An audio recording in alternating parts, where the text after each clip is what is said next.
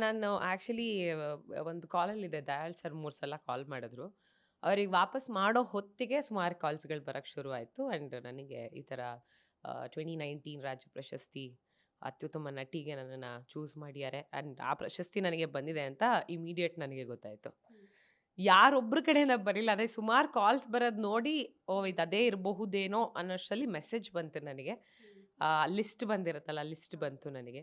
So ಖುಷಿ ಅನ್ನೋದಕ್ಕಿಂತ ಮೊದಲನೇದಾಗಿ ಶಾಕ್ ಆಯಿತು. ಕಾಲು ಕೈಯೆಲ್ಲ ಫುಲ್ ನಡ್ಕ ಶುರು ಆಗುತ್ತೆ. ಬಿಕಾಸ್ ಸಿ ಈ ಪ್ರಶಸ್ತಿ ಅನ್ನೋದು ಆಸೆ ಇರುತ್ತೆ, ಕನಸಿರುತ್ತೆ. ಬಟ್ ನಾನು ಅದನ್ನ ತಲೆಯಲ್ಲೂ ಇಟ್ಕೊಳ್ಳೋಕೆ ಹೋಗಿರಲಿಲ್ಲ. ಅಂದರೆ 2019 ತ್ರಯಂಬಕಂ ಅನ್ನೋ ಸಿನಿಮಾ ಮಾಡಿದ್ದು ಆಲ್ರೆಡಿ 5 ವರ್ಷ ಆಗಿದೆ. 5 ವರ್ಷ ಆದಮೇಲೆ ಪ್ರಶಸ್ತಿ ಬರುತ್ತೆ ಅಂತ ಯಾರೂ ಎಕ್ಸ್ಪೆಕ್ಟ್ ಮಾಡಿರಲ್ಲ. ಬಟ್ ಈಗ ಟರ್ಮ್ಸ್‌ಗೆ ಬಂದಿದ್ದೀನಿ. ಓಕೆ, ಬಂದಿದೆ. ಈಗ ಖುಷಿ ಆಗ್ತಿದೆ. Very very happy. Guarantee news, ಸುದ್ದಿ ಖಚಿತ, ನ್ಯಾಯ ನಿಶ್ಚಿತ.